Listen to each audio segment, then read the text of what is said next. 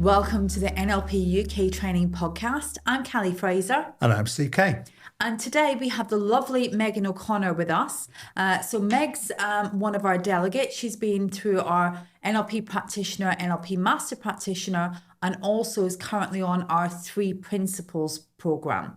So Meg, on the last podcast, you mentioned that one of the things that came out of the programs that you've done with us was you realized how much responsibility you were taking on for other people in your life. Yeah. So just tell us a little bit about that, because I think that will resonate with a lot of our listeners. Yeah, so it was such a core part of who I was that I never really questioned it. My husband used to question it a lot, but I would just help anybody really that would ask me. So it could be from, I need help setting my internet up, or I need you to help me move banks. I seemed to be that person for people around me who would come to me to help with anything. And I never had that ability to say no. And when I thought about it, I would get like a ball of guilt that I didn't want to feel. That's interesting. Yeah, so I would put a lot of things that I was doing on hold and help everybody around me. So what impact did that have on you? I used to feel frustrated inside a lot sometimes. Like, part of me was screaming, saying, why? Why are you here again? And it was like a cycle. I'd say to myself, I'm not going to do this again. And then I'd be in a situation again a few months down the line or 6 months down the line. And I was so frustrated that I was there again, feeling burnt out. Everything that I had planned that I wanted to do weren't much further along, but I'd helped so many other people. And it's not, I like helping, so it's not that I don't want to help, but I just put that, not just sometimes above myself, but above my husband, above my children. And that's when it was really starting to have an impact on my life. I think so many people will probably resonate with that. The fact that it's so easy just to say yes. Yeah, it really is. And like I say, the thought of saying no just had this feeling that I didn't want to feel. So I would just say yes. And when you do that, what happens is, not that it's anybody's fault, but they then become reliant on that. Yeah. And then it's harder to say no. And one thing that I realised quite recently, actually, after one of the 3P sessions, is that when I was saying yes to everyone, I was doing them a disservice as well. Yeah. Because they was never learning to do it themselves. And then, sometimes when you do something hard, you get that good feeling. Yeah. Like, I was not giving them the opportunity to do that because I was always willing and there to help. So they never took that responsibility on for themselves. And then they never got to grow that because I was always there. So when I stepped back, as much as, it was sometimes weird, but in a good way, I like to see them grow. I like to see them do it and be like, oh, I can do it. So it's a bit extreme going to Australia, so you don't have to be there to hold people's hands. Yeah. But they'll have to, won't they, when you're there? You won't be around the corner or whatever to help them out.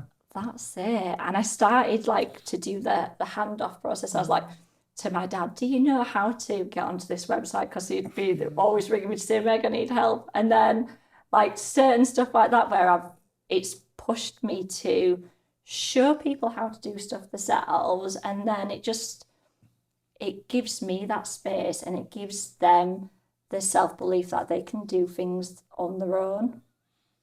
So do you find yourself actually saying no more often? Yeah. It's a good feeling, isn't it? It is. And I always, even now, and I've been doing it a while, I still feel really proud of myself. Yeah. Good for you. I think that first no is the hardest one. Yeah. When you've been a people pleaser and you've put everyone else's needs above your own, that very first time that you say no, you're going to get some pushback, aren't you? Because people aren't used to that. Yeah. It's like, well, Meg always says yes. Meg will always do what we need her to do. And she's just said no. Yeah. So what kind of reaction have you had when you've done that? I've had people pull back a little bit and maybe take offence at it sometimes. But I've always tried to just explain where I'm coming from rather than just saying outright, no, I'm not doing that. I've just explained why I'm saying no. And I was able to communicate a lot better around when I say yes to you, I'm not doing the stuff that I want to do or I have planned to do. And when that's continuous, it has an impact. And I think sometimes they didn't understand that. So I did, it was a shock for people. I'm not going to lie. And it took a little bit of manoeuvring and conversations. But we're to a place now. And I think especially with me moving, there's a general acceptance there. Not from everyone, but most people. But that's the thing, when you say yes to all of these different things, you have to say no to other things. Yeah. And if what you're saying no to is yourself and your own needs, wants and desires, then that's when it becomes a problem. Yeah, I can definitely resonate with that because sometimes I would be either so tired, I just go to bed and collapse. And I didn't have that space the whole time to have a conversation with Scott or the kids. And then other times I wouldn't be able to sleep because I'd be so frustrated with myself. I've put myself in that position again that I wouldn't sleep because that conversation and what's happened would run on repeat over and over again.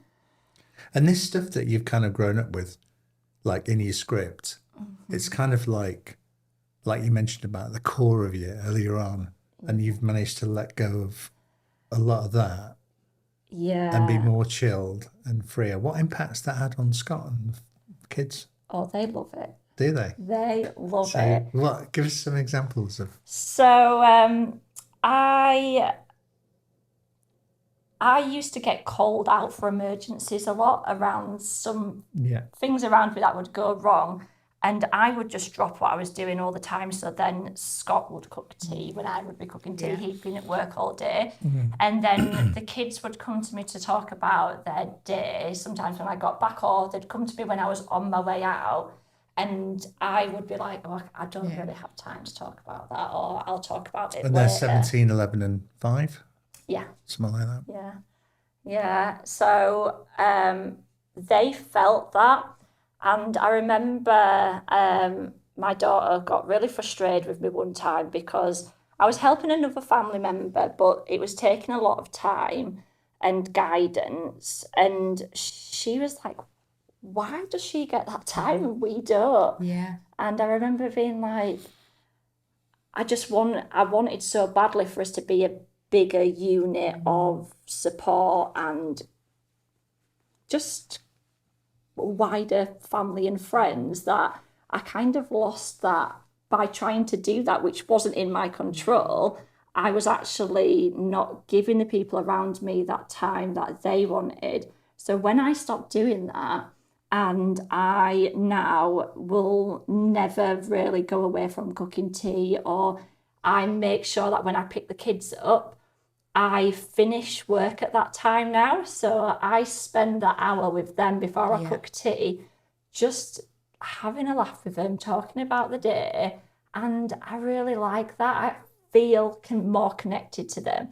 And it's that until you do it, you don't realise what you've been missing out on. And the time when I look, some of it has just slipped away. And that thing that I was trying to improve isn't improved. It's I've put years of effort into it and it's the same. So it's that realisation that nobody could have made me have it. Lots of people used to say it to me, like, why do you do this? Why do you do all these things? And I would just be like, well, I'm helping. That's me. Yeah, that's me. That's who I am. Yeah.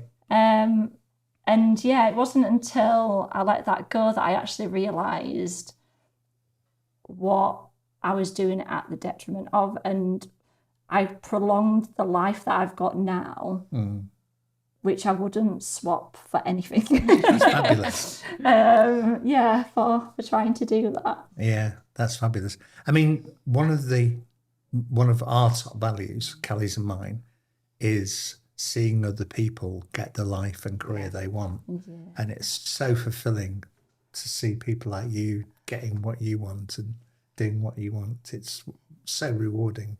Yeah. It's wonderful. Yeah. I feel a bit like there's like a before NLP and after NLP. Yeah. Like before I was just going through a set of motions that I never really looked at, to actually living the life that I want to live. Well, from the outside, your life was very successful. 3 lovely children, nice husband, great job, you know. And I talk about this when I do my talks with the rehab. I say, like, from the outside, it looked really good, but actually, similar to addiction, that was my addiction. Yeah. That was my addiction, that work and putting everything into that and helping other people.